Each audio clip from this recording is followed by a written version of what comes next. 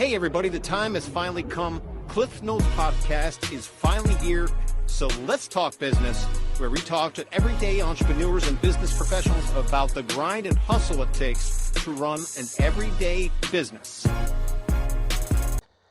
Hey folks, this is Cliff with Cliff Notes Podcast, and today we have Giovanna, who owns a small town business called Protection Avenue here in Plattsburgh, New York. She makes handmade safety keychains, which I want to show people these things. These things are pretty neat.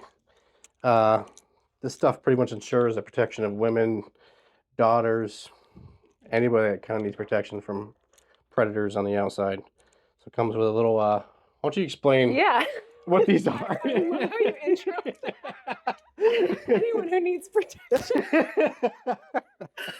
Yes, that's exactly right. So any woman or girl that you talk to will have probably multiple examples of times where they did not feel safe, and one of these would have come in handy. So explaining what's on them, each one has a handmade wristlet. I have a bunch of different designs that I've made. This gadget is a coup baton. It's a multi-purpose tool which it serves as a window breaker, and also a self-defense tool. So you can hold it in different ways, whatever's most comfortable for you. This grip gets you the most power, and it's your last resort. So hopefully you don't have to use it, but if you are in a situation where you need to protect yourself, this is a hell of a lot more effective than your keys between your fingers. And then the other gadget we have on there is this thingy. So this is a flashlight. Side button is your flashlight. It's probably going to be way too loud if I pull it in here with the mics on. We want to see it. I think we want to see it. I'll hold it away. All right. Well, yeah. So 130 decibel alarm. What was that? 130 decibel alarm. Pull the pin out to activate it, push it back in to turn it off. And then a pom-pom for multiple reasons. It's sensory for people, it's cute, and it's also a distractor for the boys because they don't realize how deadly you are. That's awesome. Yeah. And it looks like you have another little piece I there do. too. So these are my optional little, these are more practical than they are for self-defense, but it's a little key pocket knife that goes on your key ring. So it looks like a key, little pocket knife. Always handy to have a little knife. No, for sure. Now, Giovanna is a big advocate for self-defense and empowering of women, just so women can protect themselves. It's something that unfortunately happens way too often. So this is an awesome tool. So I was just thinking, just off topic for a minute, that me and Giovanna went to school together almost 20 years ago. It's been a long time. Yeah, 20 years. Like 2 years from now, we're going to have our 20-year reunion. That's kind of scary. Dang, wow. So what made you start Protection Avenue? Like what kind of like brought you there? Like, why do I need to make these things? As a woman, I've lived in all kinds of places across the country, big cities like New York City, Los Angeles. And there's been numerous times where I've been in situations where I didn't feel safe. Something like this would have made a huge difference. But beyond that, I am a domestic violence survivor. And I was in an abusive relationship for 8 years. And this was a way for me to give women and girls and marginalized people a tool to feel empowered to protect themselves, maybe it's not an abusive relationship or situation, but these things happen all the time, every day, minding your own business, walking down the street. And I think that every person, every woman, and girl, but also I have so many clients and friends that are, gay or trans or, marginalized in another way where they're just attacked for being who they are for sure. on the street. And this is a way that they can feel safer and feel empowered to protect themselves instead of feeling small and hoping it just goes away. Now, are you like an advocate, like where someone can contact you and talk to you about this too, or? So anyone can always contact me. Right. I'm not an official advocate for like with an agency, I was volunteering with Stop Domestic Violence locally at BHSN for their hotline for a while. I'm not currently doing that anymore just because I had too many things going on, but it's a great hotline, and I definitely, if you need help, call it. People reach out to me all the time just with, this is my situation, what can I do, where do I go? I'm never going to not answer you. I'm always going to, do my best to help you and point you in the right direction. No, for sure. And I think it really bothers me in this situation because I have had friends that that been in this kind of relationship, whether it's mental abuse, sexual abuse, or I guess in an abusive relationship altogether. And if you do try to reach out to law enforcement, they really have to really hurt you for them to do anything. And it bothers me a lot that it has to get to that point. I appreciate you bringing that up. That's a huge problem globally, really, but especially in our country, which you don't think it would be. But yeah, in order to actually receive legal relief or legal help, it has to be extremely drastic. Often, it often doesn't happen, to be honest. It doesn't, and that's where we see, a headline that, in Plattsburgh a couple of years ago, that woman was stabbed to death in her car. Right. That wasn't an isolated incident. There was a history of domestic violence that led up to that was ignored. That could have been prevented. Right. There was a recent murder, right? Yep. And that could have been prevented because if domestic violence was taken seriously. And that's not an anomaly. It's happening everywhere all the time. And it kills me too, because that could have been me. That could be you. That could be anybody. Right. The statistics are 1 in 4 women and 1 in 10 men in the United States will experience domestic violence or intimate partner violence at some point in their lifetime. That's too many. No, I agree. And it's so quiet. Why don't we know that? If that many people are experiencing it, there should be more of a conversation happening. For sure. Now, what should everyone know about domestic violence or an intimate partner violence or emotional or sexual assault? I love that question, and I'm going to share this with you. Okay. So this chart, if anyone, and you can find it, Google domestic violence. We'll post this chart on there so our viewers can see it. And this is included in the link that I sent you for the National Domestic Violence Hotline. This is right on their website. Okay. What this is, and if you go to any Stop Domestic Violence organization to talk about abuse, and you're like, listen, I'm not sure if I'm in an abusive relationship, maybe he hasn't hit me. This is what defines domestic violence and intimate partner violence. So this is called the power and control wheel. Now, oftentimes a victim of domestic violence will experience multiple or all of these categories, but sometimes it's just one. So to give you, to quickly go through these, right? Oftentimes when we think of domestic violence, we think of a battered woman with a black eye, and it just isn't always like that. And often the physical violence doesn't start until that woman is leaving. So that's another thing to consider. Right. So defining domestic violence using intimidation. So this is making her afraid by your actions, looks, gestures, smashing things, punching holes in walls, things like that. Emotional abuse. This is putting her down, lowering her self-esteem, taking her self-worth from her, humiliating her, mind games. I call it psychological warfare because if you've ever experienced it, that's exactly what it is. Right. It makes you feel crazy. Gaslighting, using isolation, so cutting you off from your friends and family for whatever reasons, minimizing and invalidating her feelings, right? So you're overreacting, you're too sensitive. What I did wasn't that bad. You're making a big deal about it. Using children. So the threat of taking your children from you or hurting your children if you don't do what you're supposed to do, if you don't fall in line. Using male privilege. So insisting on the, typical gender roles of I'm the man, this is my house, you cook for me, you clean for me. And listen, if people decide on that, together, right. There's nothing wrong with that. Right.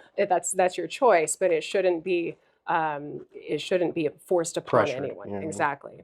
using economic abuse. So either preventing her from getting a job, from working, or controlling all of the funds, only giving her allowance, not letting her have any financial freedom or autonomy, and then coercion and threats as well. So this can this can look like many things, but there's what abusers are really good at is making you constantly think, if I get out of line, if I do one thing wrong, this is what my punishment's going to be, and it's going to be bad. So even if it doesn't, and a lot of times it doesn't get there until something big happens, like you're trying to leave, but it's just the threat of it always hanging over your head.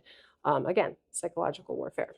Right. Mhm. Now, just so if kind of dictate a difference of, you know, marriage is hard, Yeah. sometimes. So there's what's the difference between an argument and versus some of these things? There's people that, sometimes my wife pushes my buttons, I push her buttons. I mean, Yeah. is there a way to tell the difference? Yes. So again, these abuse is about power and control, right? So the abuser's actions and words are purposeful to control the other person and to exert power over them.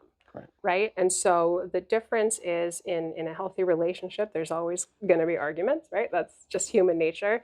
Those arguments should not escalate to violence. They shouldn't escalate to any kind of violence, and they shouldn't have repercussions for that other person, right? So like maybe you're gonna sleep on the couch for a night, but tomorrow, tomorrow you still have respect and love for each other, and you haven't done things that are, deprecating of that person or strips that person of their self-worth or their autonomy. So how do you encourage women to empower themselves if they feel they're in that kind of situation? Yeah, so great question. So one, you're not crazy. So there's that. And two, please talk to people, talk to your friends, talk to your colleagues, see if your employment has any resources for victims of domestic violence.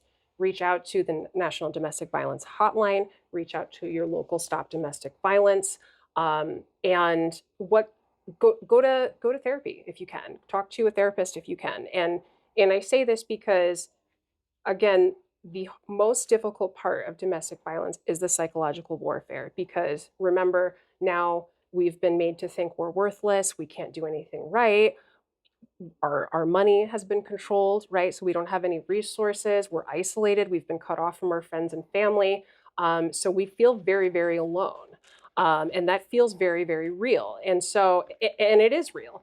And so even if you can't reach out to friends and family, please reach out to the hotline or your local stop, because part of what they're going to do is validate your experience. And as a survivor, that piece is huge. Just someone saying, you're not crazy, you are being abused, and this is what's happening. From there, what an agency like Stop Domestic Violence can do is help you put a safety plan in place.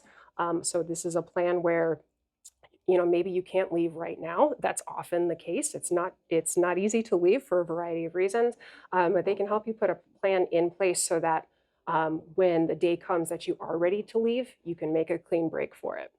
And so that's super important. And I think also we need, as a society, we need to be better about listening to victims and not victim blaming, and making it a safe space for people to ask for help.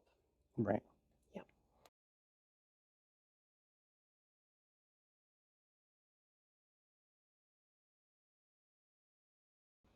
If someone feels like they can't get out of a relationship and they're afraid to call these hotlines, I mean, what kind of resources would you recommend somebody that is going through this right now, what they could possibly do to get out of it? That's a tough question. And the thing is, everyone's situation is different. And so there's not one answer that I can give that's going to work for everybody, because that's just not the way that it is. And ultimately, the sad fact is not everybody will get out of it for whatever reason, whether there's a lack of resources in our communities that are available, whether the abuser just has that deep of a grasp on the victim, whether they're scared for their children, and it's safer for them to stay because at least they'll be around their children all the time and able to shield them versus not being there part of the time. Because another fun side, I'll just say this. In over 80% of custody cases involving domestic violence, custody is given to the abusive parent and taken away from the safe parent. That's a whole other conversation, but I will put that out there. So when you know that, and when you know you are a victim of domestic violence and you're worried about your children, statistics say if you leave that relationship to try to protect your children, you are more than likely to not see your children most of the time, if not all the time. Right. Wow. What gave you the strength? My child. Yeah. My kiddo. Yeah. You know, I was 8 years into my abusive relationship, and I was very isolated for a lot of reasons. I was cut off from family and friends and all of those things. And I also didn't have the self-worth or just the will in me to get out of that. And, you know, my daughter was 3 years old at the time. And I looked at her and I said, you know what, I may not feel like I deserve better, but she does. And that's what got me out. Awesome. Mm-hmm. Well, congratulations. Thank you.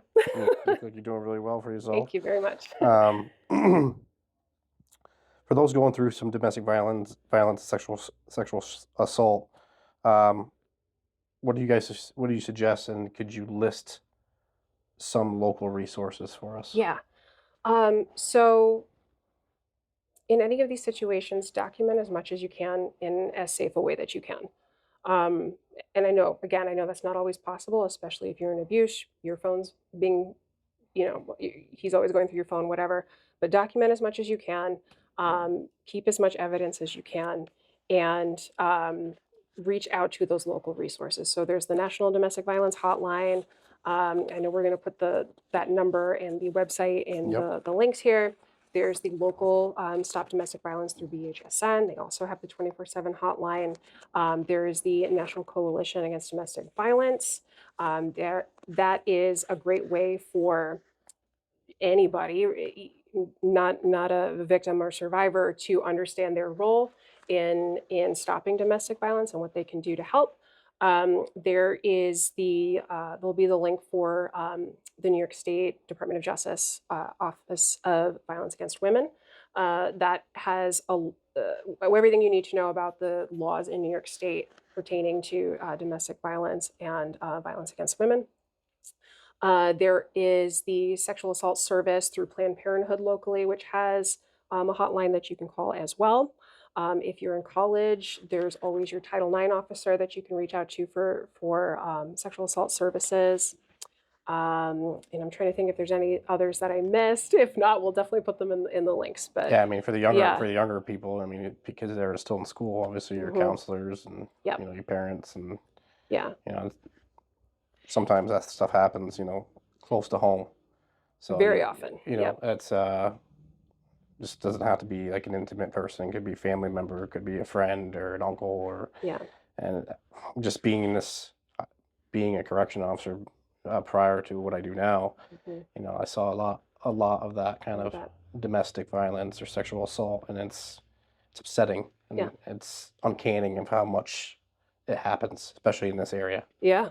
And like going back to before, is, you know, it's like you call the police and you have to have you pretty much have to be murdered or you know, close to it before they even do anything. And it's upsetting to see that. So for your keychains, so again, Protection Avenue. Where can our viewers get some of this? Yes. Yeah. So my website will also be in the links below. So it's protectionavenue.com. I'm also on Instagram and Facebook at Protection Avenue. You can also shop locally at the Coffee Cat and Gem Goddess Emporium. They carry some of my keychains as well. Awesome. And then out in Ticonderoga, there's a really cute little shop called the Adirondack Trading Post. So my keychains are there too. Awesome. Awesome. We'll actually put a link on my business page for CB Electric, Oh, and thank we'll you. kind of do that I for you too. appreciate that. Thank you. So let's kind of get on a little happier topic Okay. here. It gets dark fast. Yeah, I know. it does get dark fast. Tell me a mentor of yours. Do you have a mentor that that growing up, or that you've read, or that you follow on the internet, something that's kind of like empowered you to? That's a really great question. This might sound a little silly, but I guess she wouldn't be a mentor, but one of my personal heroes is Carrie Fisher. So that's Princess Leia from Star Wars. Okay. Yeah. So I just love her, and I guess I was a Star Wars nerd from a very young age, so it started very innocently. But she's actually such a, rest in peace. She was such a cool person. I mean, she was, born into the Hollywood industry. Objectified as a young woman very early on. Like, this is what she lived. Diagnosed with bipolar disorder at a time when mental illness really wasn't understood at all. So there was that stigma that surrounded it, greatly. And so that battle that she had to face very alone. And then, she was a single mom too, to Billie Lourd, her daughter. And I always thought that she was just so strong and amazing for that. So she overcame, her, the mental illness, not overcame, but she learned how to live with the mental illness. She's overcome addictions. She's an amazing, strong single mom. I mean, there's pictures of her with her daughter, probably 5-6 years old, that she's carrying down the red carpet, which I just thought was so cool. Like, you just don't see that very often. And so I just a lot of respect for her. I just think she navigated so many things before her time. Yeah. So I didn't know that much information about Princess Leia. So. I know.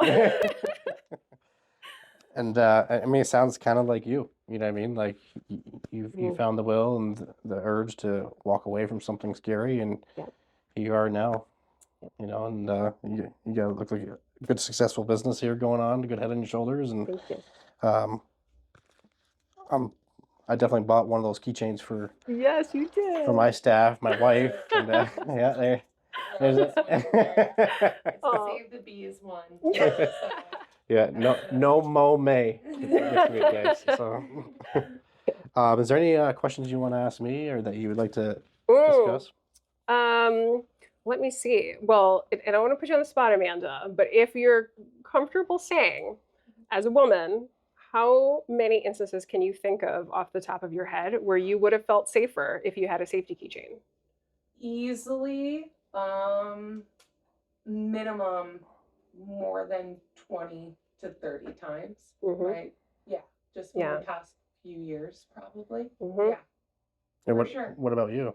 Oh, yeah. I mean, too many to count, for sure. That's just throwing a number. Just throwing a number out there. You can't, it's pretty often. Yeah. And this has actually really helped me. Really? A lot lately. Yeah, just leaving work and stuff, and if I have to go into like downtown or anything, I just feel a lot more comfortable with it. And a little more confident with it too. I'm really glad to hear that. It's cute and kick ass. Heck yeah. Yes. So I guess my question to you would be, what comes to mind when you just heard, two women sitting in your office saying we can think of, 20 to 30 scary experiences off the top of our head? Yeah, I mean, just being in the industry in law enforcement before, and seeing that, I knew it was a big problem. But being in a small town of, what we had, 30,000 people in Plattsburgh, and see just two women here in my office, or getting harassed or abused regularly, I think that's inappropriate and it's unjust. And I think something has to be done about it. But just like, some of, not only for that, a domestic, but mental health is a big issue. And, I think a lot of that plays a role in it as well. I guess we just need more resources and more funds and money to help people. Now, just to go back to one of those things real quick, I mean, Yeah. if there's a situation where you are in a domestic relationship, is there someone that would come like, hey, he's gone, can you come move me out now? Like, Yeah, and that is part of your safety plan. And so I've done that with Stop Domestic Violence with the hotline. So it can happen. It's always, if you can reach out to Stop Domestic Violence ahead of time to make that safety plan, that can be part of it. And that way those resources are allocated when you need them. It not that it necessarily can't happen if it's just like, hey, I need this now, but the resources may not be there right in that moment, and they may. So don't let that discourage you from calling to get that help. But that is absolutely a service, because many domestic violence victims don't have transportation; they don't have a car, and so yeah, that is part of the resources that are available. now, where do you see Protection Avenue going in another 10 years? Well, hopefully my daughter will take it over, maybe. I would like to reach a broader group of people, more than just kind of locally, I guess. I mean, I suppose I'm sort of, I mean, you're in a niched area. Yeah. I mean, you could bring Protection Avenue into, other states. I could, Where, yes. you could have your own weapon. As far as I know women around here that carry guns in their purse. You know what I Right. mean? Or pepper spray. I mean, the laws dictate different things in different areas you They are. do. So, Yeah. I mean, there's many things that you can protect yourself with, and I think you started a great path for this area. Thank you. Um, Well, and these keychains, so everything on these are legal in every 50 states. Mhm. And so that was intentional. That's why I don't carry like the cute kitty knuckles, because they're not legal in New York Right. State. And when I think about too how I want women, girls, and then marginalized people to feel safe and empowered, having something that's illegal and probably wouldn't get the average person in trouble for something could be all that is needed to get someone that already has a spotlight on them in trouble. So that's why I purposely don't carry those things. And also, I am very much against violence, right? So this is for self-defense and not for violence. So that's why I love the alarm. Because you don't need to wait until someone is right on top of you to pull it. You don't need to wait until you're getting attacked. You can just feel uncomfortable. Someone's following you a little too closely, maybe whatever. You pull the alarm, you draw attention to the area. Hopefully the perpetrator gets spooked and leaves you alone after that. But that could potentially stop something from happening altogether. And your coup baton is your last defense. So yeah, there are other I guess tools that I could carry that people ask me about sometimes, but it's something that I may reevaluate in the future. But for now, I think I will keep it to these tools. Yeah, I mean, Yeah, that'll deter me. Loud Yeah. noise and a little stabby jabby. a little stabby jet. Yeah. No, those are awesome, and I think everybody should go to Protection Avenue and purchase one of these for your significant other, your daughter, your mother, your sister, your grandmother, whoever. It's something for them to protect themselves with. Any kind of precautions that you think someone should take if they're in a bad area where they like what's the first steps you Yeah. should probably do just to make sure that you are prepared? Yeah, so this is a great question, and I love this. So what I always suggest to people when you have your safety keychain, you always want to, that's the reason why there's a wristlet. It keeps it here at your hand. It doesn't do you any good if it's buried at the bottom of your purse. Don't Nope. keep it there. The second thing is be very familiar with the tools that are on your safety keychain, right?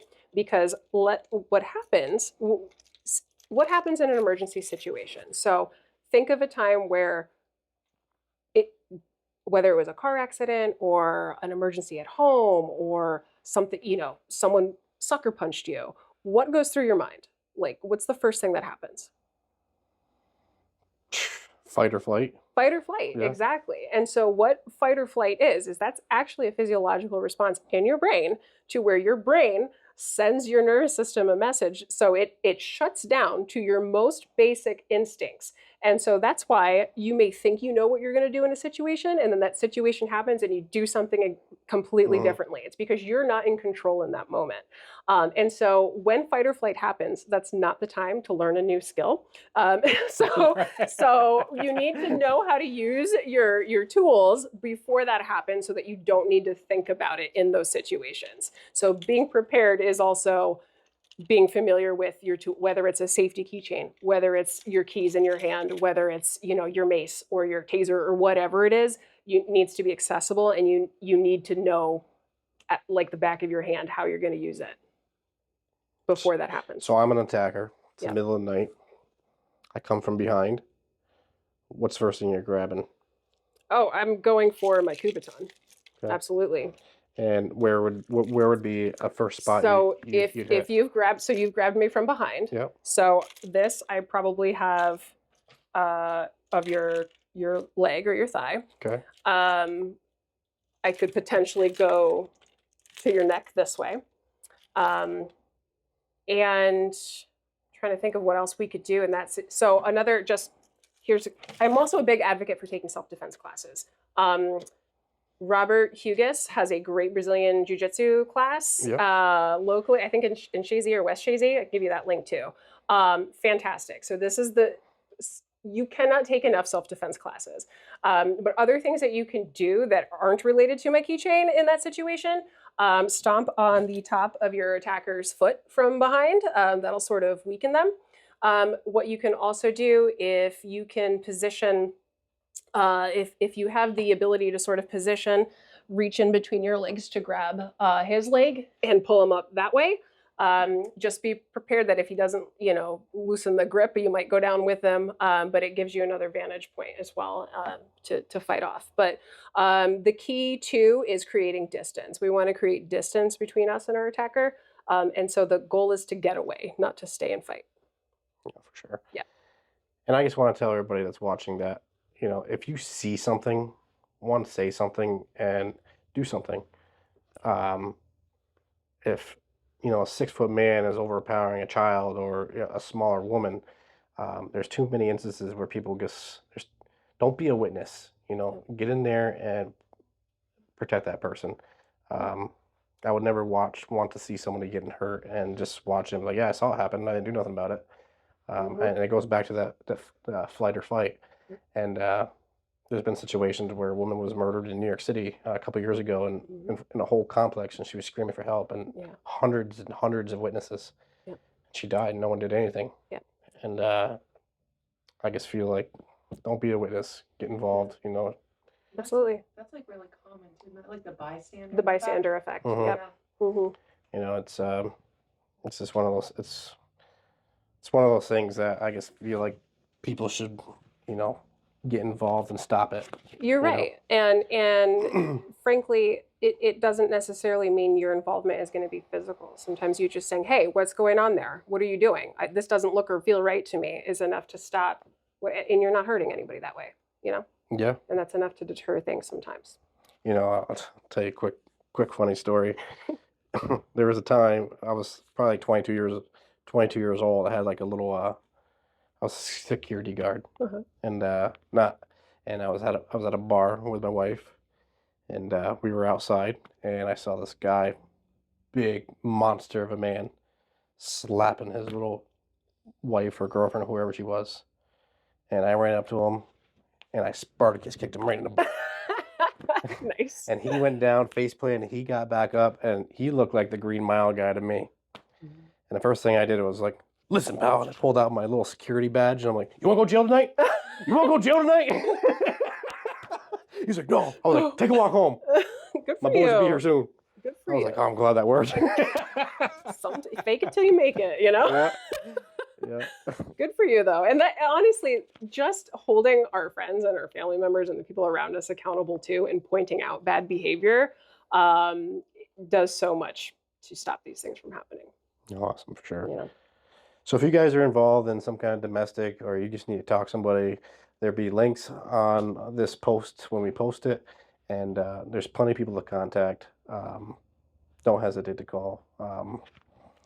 This is Giovanna from Protection Avenue. I appreciate you coming on. This was a good show. I really had a good time talking about this, and I'll probably buy a couple more keychains from you too. So. Oh, thank you, Cliff. I really appreciate you having me. Well, thank you. Thank you.